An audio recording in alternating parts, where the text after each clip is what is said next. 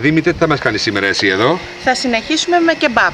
Λοιπόν, τα υλικά μας είναι 600 γραμμάρια αρνίσιος κιμάς, 800 μοσχαρίσιος, πιπέρι, κίμινο, αλάτι, 2 κρεμμύδια μεσαία και λίγο λαδάκι.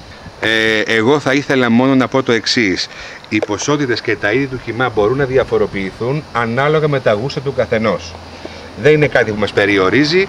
Σίγουρα ο αρνίσιος κιμάς κάνει το τελικό αποτέλεσμα πιο βαρύ και ενδεχομένως πιο χολυστερινούχο. Γι' αυτό μπορείτε να χρησιμοποιήσετε το κιμά της αρεσκίας σας. Γεια σου ρε Μερακλή Βασίλη. Έτσι είμαστε εμείς οι αγρινιώτες. Παίρνουμε το κιμά.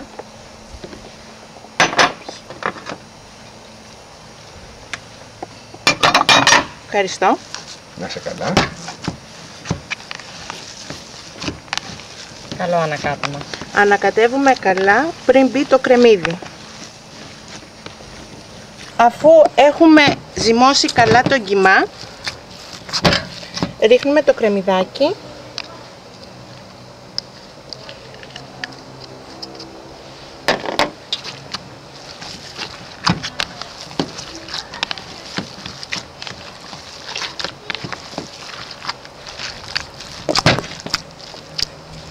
Βασίλη, αν θέλεις μου ρίχνεις λίγο κίμινο. Να σου πει ό,τι θέλεις πρώτα. Να ξεκινήσω με το αλάτι. Βεβαίως. Όπου θες σταματάω. Ωραία. Εγώ όμως δεν σταματάω. Να σου βάλω λίγο πιπεράκι. Λίγο πιπεράκι και λίγο κίμινο θα μου βάλεις. Επειδή ο άλλος ο Βασίλης της παρέας μας που δεν φαίνεται σήμερα εδώ, θα τρώει λίγο καυτερά, θα τον τιμήσουμε προσθέτοντας λίγο παραπάνω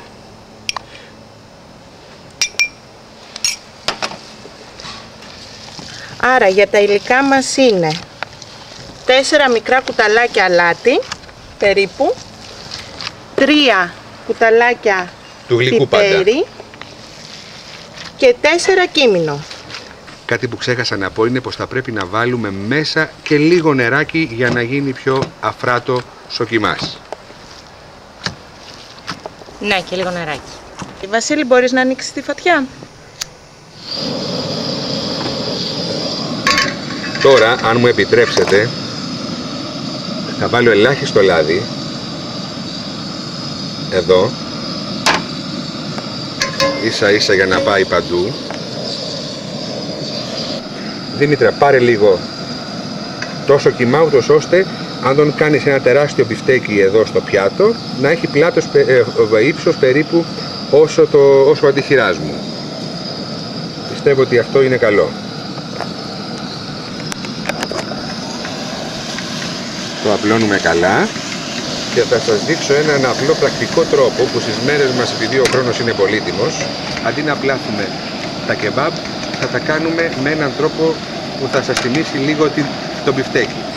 Το κόλπο είναι το εξής στην υπόθεση αυτή. Αντί να κάνουμε μπαστούνια τα οποία θα μας πάρουν χρόνο και είναι κουραστικό ενδεχομένως, απλά αφού έχουμε απλώσει το κιμά το χαράζουμε με μία σπάτουλα η οποία είναι ίσια και μας δημιουργεί μπαστούνάκια τα οποία με το ψήσιμο δένουνε. Εγώ ετοιμάζω και λίγα μπαστούνάκια.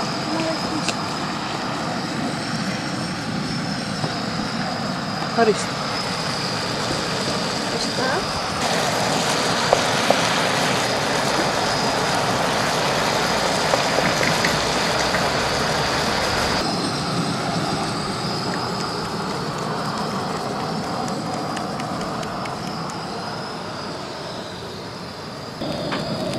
Θα γυρνάμε ελαφρώς.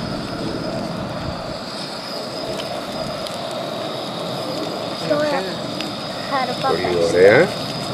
Τέλεια γίνανε. Πήραν και το κατάλληλο μέγεθος. Τα κόψαμε στην διάρκεια του ψησίματος. Βασίλη, το κείμενο μυρίζει εκπληκτικά, Το κείμενο κάνει το πιάτο αυτό. Περισσότερη δουλειά.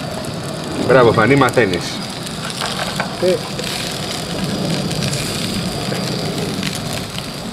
Πολύ ωραία.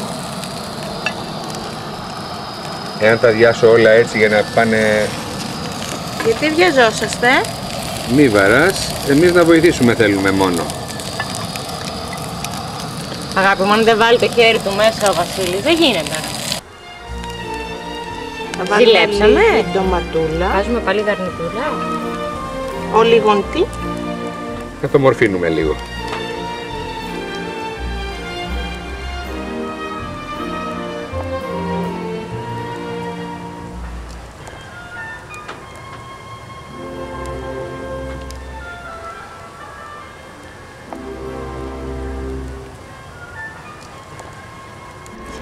Ευχαριστούμε πολύ. Δήμητρα, είσαι αξιέπαινη. Να είστε καλά, ευχαριστώ πολύ. Σε ευχαριστούμε για όλα.